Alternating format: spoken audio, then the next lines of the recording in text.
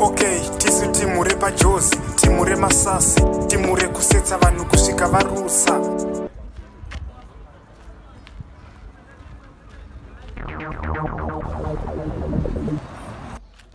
Pana mfeso wangu yanodalila lula uya. Tikanyora hapa kuti lula pano ka ndozouya naye ka ndomuwachisa chete.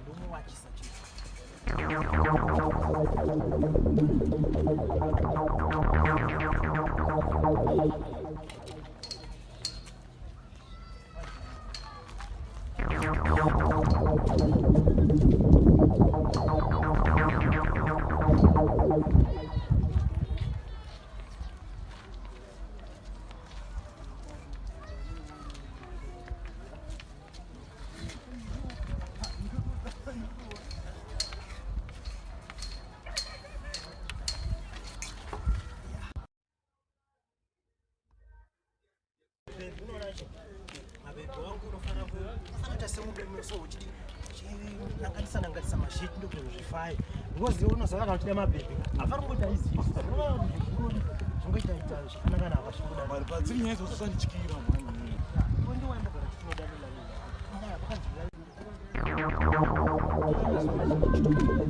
ndo kangopinda hapo ka izi zvakorongeka aisi tondozati pana hapo ndotengeswa masina siwa ndio panogara chitenga atipinde mani ini ndio gara chiro wangu ndizona katorowa chaite kana uchida kurowa topinda hapo imari ngasa mashe imari hapo 110 rand uyalo ndopinda nchamashowa showa wangu ndokubata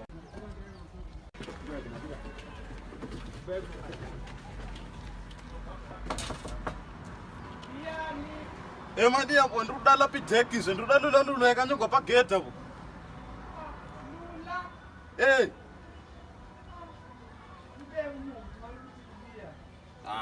yose zvinhu zvakanyongwa pagedhe nangoti ndikandingopinda zveibuda zvatite madhira chona taimiri kutoinda ka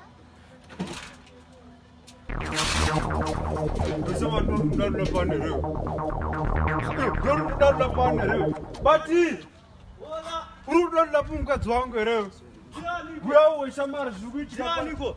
Zvavanga mfana ndalula timara kuti nokana ndalula. Ukudiko mfana. Ndaona pakanye kuti ndalula. Ndalula pa. Ndalula mfana.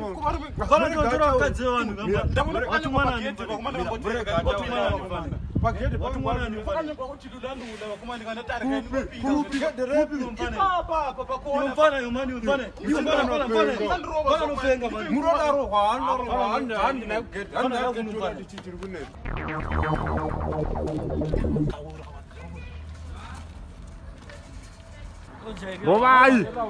Rovai, ndabatotora kadze vanhu rovai.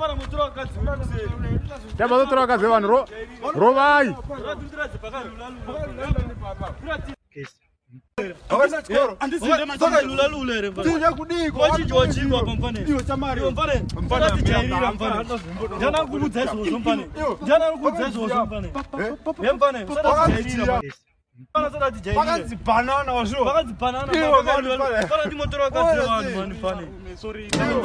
Okay, tisu timu repajozi, timu remasasi, timu rekusetsa vanhu kusvika varusa.